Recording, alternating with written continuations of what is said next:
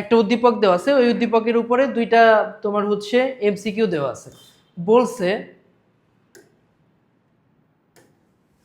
বলছে যে এইখানে একটা হচ্ছে কোড দেখানো হয়েছে, যেখানে হচ্ছে পার্সেন্ট ডি দিয়ে একটা হচ্ছে নাম্বার ইনপুট করা হয়েছে, সেই নাম্বারটা হচ্ছে এন।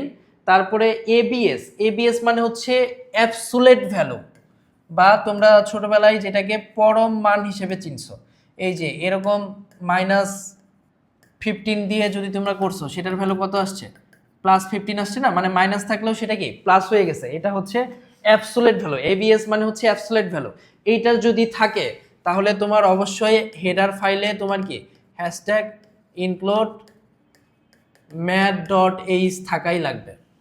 তাহলে কোশ্চেন কি, উদ্দীপকে উল্লিখিত প্রোগ্রামের হেডার ফাইল কোনটা? আচ্ছা, হেডার ফাইল যেহেতু প্রিন্টএফ আছে, প্রিন্টএফের জন্য আমরা জানি কি #include stdio.h, এটা বসে, তার মানে stdio.h এটা হবে। আর দেখো এখানে গেস আছে, গেসের জন্য আমরা কি জানি? গেসের জন্য আমরা জানি #include conio.h, এটা বসে, তার মানে গেস আছে যেহেতু conio.h ও হবে। আর যেহেতু আমি বলে দিলাম এখানে এই যে এবিএস আছে, এবিএস এর জন্য ম্যাথও বসে, তার মানে হচ্ছে কি তিনোটাই হবে।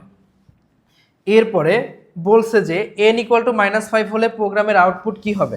দেখো আমি বলছিলাম এখানে অ্যাবসোলিউট ভ্যালু দেয় এটা, তাই না? অ্যাবসোলিউট ভ্যালু -5টা কি হয়ে যাবে? পজিটিভ +5 হয়ে যাবে।